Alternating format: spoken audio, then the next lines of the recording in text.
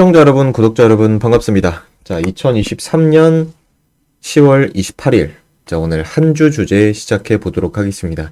자, 한 주 주제에서 제가 고민을 좀 했는데, 럼피스킨병으로 진행을 할까? 아니면은, 이스라엘과 팔레스타인 저번에 했지만, 또 추가적으로 또 이야기를 해드리면서, 이란과 붙게 된다면, 조금 항로가 문제가 되잖아요. 그거에 대한 이야기를 할까? 아니면은 또 이제, 중국 리커창 총리, 죽었죠. 중국 리커창 총리가 사망한 그런 이야기들을 좀 진행을 할까 했는데, 아무리 그래도, 우리나라에 계신 분들, 한국에 계신 분들의 주주분들은 대부분 다 삼성전자를 사셨던 분들이 태반일 거다. 그리고 물려있는 분들이 아직도 계실 수도 있고, 물론 뭐 지금 보유하고 있지 않더라도 예전에 사셨던 그런 분들, 그리고 사실상 삼성전자가 우리나라의 주축으로 있으면서 400조잖아요. 시가총액이 400조, 시가총액 1위 기업이기 때문에 그거에 따른 이제 변동성이 굉장히 큽니다. 삼성전자가 올라가면 다른 기업들이 대부분 같이 올라가는 기업들도 있고 하다 보니까 그거에 대한 이야기를 조금 나누는 게 더 좋겠다 생각을 해서 삼성전자가 최락을 많이 했잖아요. 1분기 95% 전년 동기 대비해가지고 95%가 영업이익이 빠졌는데 하락을 했는데 그거에 대한 이야기들도 조금 진행을 해보도록 하겠습니다. 자, 삼성전자의 비전. 삼성전자가 많이 힘들고 있습니다. 자, 퀄컴도 뺏기고, 이야기를 좀 해보도록 하겠습니다. 춘추 반도체 전국 시대라고 이야기를 했는데, 반도체는요, 많은 분들이 조금 오해를 하실 수 있겠지만, 잠깐 반짝했다가 사라지는 거 아닌가. 슈퍼사이클이 2021년도, 2020년도 이때쯤 왔다가 다시 또 빠지고 이제 힘이 없는 거 아니냐. 또 한번 사이클 올 때 좀 올라갈 수 있겠지라고 생각을 하실 수 있겠지만 반도체는요. 지금 여러분들이 실생활에 사용하는 거의 모든 것들이 반도체가 다 들어가 있습니다. 정말. 싹 다 들어가 있습니다. 여러분들이 평상시에 무조건 사용하는 그 핸드폰에도 반도체가 들어있죠. 그렇기 때문에 반도체, 조금이라도 더 똑똑한 반도체를 만들기 위해서 모든 기업들이 노력을 하고 있다라는 사실, 체크를 하시고, 그렇기 때문에 지금 현재 춘추 전국 시대처럼 반도체 전국 시대가 진행 중인 상황이다라고 하시면 되고요. 삼성전자의 추락? 이라고 제가 글을 썼는데 그만큼 삼성전자가 지금 힘을 많이 못 쓰고 있는 상태다. SK 하이닉스에도 많이 뒤처지고 있는 모습들을 보여주고 있고요. 실적 쇼크가 나타나고 있는 상황이기 때문에 그거에 대한 이야기를 좀 해보도록 하겠습니다. 자, 삼성전자가 연매출 300조, 아주 기똥찬 상황을 만들어주고 있었는데 솔직히 말해서 저는 이걸 보면서 무슨 생각을 했냐면 이게 예전에는 반도체 투자를 해서 IT 강국이 돼서 어마어마한 우리 나라를 만들어 보자 라고 한 그 이건희 회장이 이제 안 계시잖아요. 안 계시다 보니까 자연스럽게 삼성이 힘이 빠지게 되는 거 아니냐라고 생각을 할 수 있겠지만 이건 단기적이라고 생각을 합니다. 단기적으로 이게 조금 코로나 여파 때문도 있고 그런 이슈들이 있지만 제가 봤을 때는 삼성전자가 잠깐 힘을 못 쓰는 그런 상황이다. 반도체 쇼크, 물론 여러분들도 아시다시피 원자재 수급난에 이어서 반도체 그 부품이 좀 부족하다, 원자재가 좀 부족하다 해가지고 반도체 공장들이 제대로 돌아가지 않고 이런 문제들이 있었지만 삼성전자가 어느 기업입니까? 우리나라 사실상 대표하는 우리나라 기둥 같은 기업이기 때문에 그런 거에 대한 문제점들은 크게 개의치 않아도 되지 않나 생각을 하고 있고요. 가장 큰 이유 중에 하나, 삼성전자의 반도체 그 그러니까 매출이 빠진 이유 중에 하나가 중국이 코로나 봉쇄로 인해서 봉쇄를 했잖아요. 우리나라 같은 경우 우리나라는 사실상 미국과 동맹국이긴 하지만 중국과는 더욱 긴밀한 수출, 수입 동맹국이에요. 그렇기 때문에 중국이 봉쇄를 내버렸다 하면은 사실상 매출 구조를 낼 수 있는 것들이 굉장히 힘들어집니다.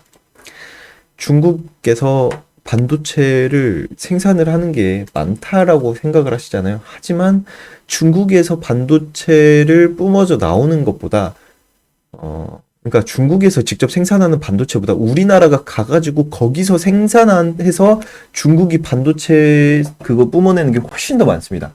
그러니까 지금 이번에 미국 바이든 대통령 뭐 칩스법, 반도체 지원법 만들어서 한국이 한마디로 중국 시장에서 발 빼라는 의미예요. 발 빼라는 의미.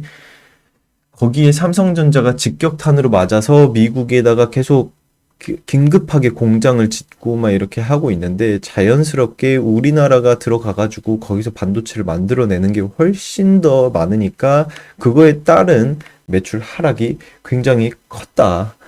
당연하죠. 장비 반입을 금지를 해라. 중국 쪽에다가 넣지 말아라. 라는 거는 신공정을 만들지 말라는 건데, 이 신공정이라는 것 자체는, 새로운, 사실 반도체는요, 1년만 있어도, 좀 오래됐네. 라는 평가를 받을 수 있어요. 왜냐면은 신제품들이 너무나도 성능이 좋게 나오기 때문에, 새롭게 신제품 나오는 거는 전 제품에 대비해서 1.5배에서 1.7배, 심하게는 2배까지도 성능 차이가 납니다.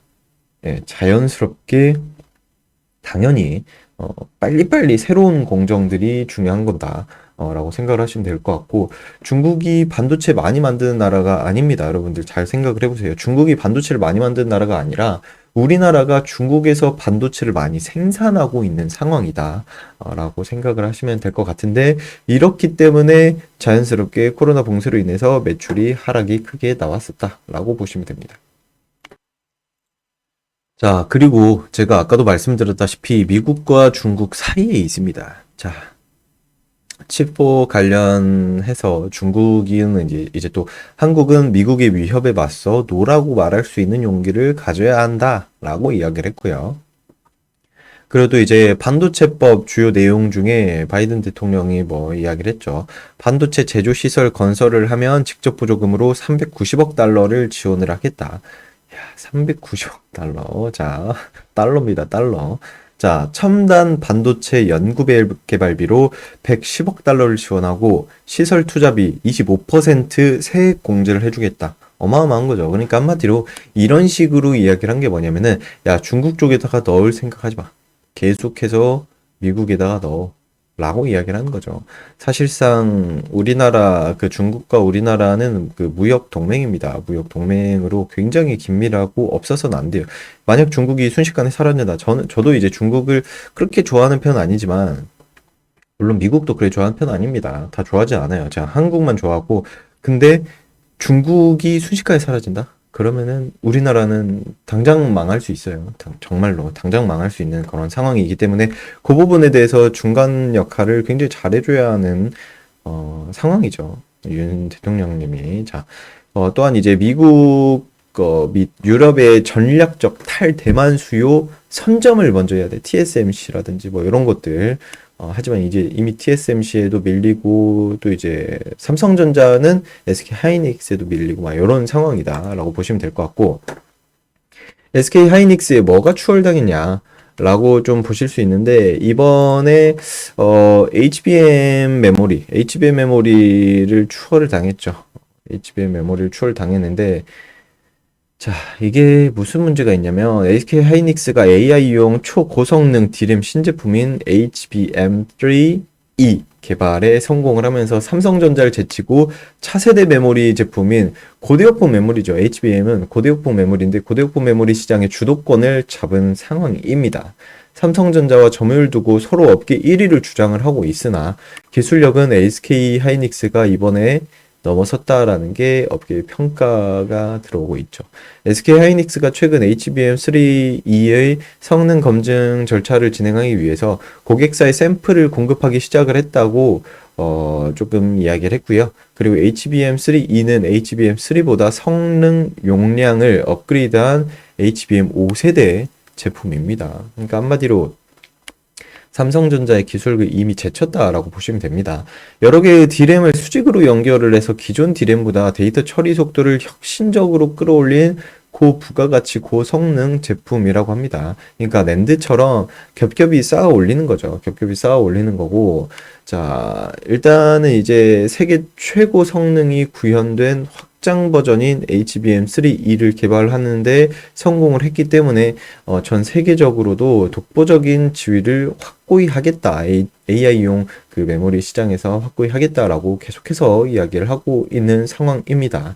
삼성전자가 그래서 HBM3를 양산을 하겠다고 계속해서 이야기를 하고 있으나 아직까지는 조금 뿜어내지 못하고 있는 그런 상황입니다. 자, 세계 최초의 자리를 뺏긴 삼성전자 지속적으로 계속 그러고 있어요. 2013년에도 HBM을 만들어서 고대폭 메모리를 만들어서 야, 세계 최초다. 근데 바로 3년 후에 2세대, 또 이제 3년 후에 2를 붙여서 또 세계 최초. 또 이제 HBM3를 세계 최초로 만들었고 HBM3 12단으로 겹겹이 쌓아가지고 3를 세계 최초로 만들었으나 불과 이게 그 속도가 계속해서 줄어듭니다. 속도가 예전에는 3년이었는데 2년 만에, 그리고 또 2년 만에, 그리고 또 3개월 만에, 야, 계속해서 굉장히 빨라지고 있어요. 기술의 속도가 이런 식으로 늘어나고 있다라는 거 다들 참고를 하시면 좋을 것 같고요. 초당 1TB 속도. 자, 초당 1TB 속도면요. 야, 대단하네요. 자, 뭐 예전에는 뭐 초당 1기가만 돼도 굉장히 빠른 거였는데 이제는 1TB는요. 1기가가 1024개, 그러니까 1024기가가 1TB입니다. 미친 듯이 빨라지고 있는 상황이다.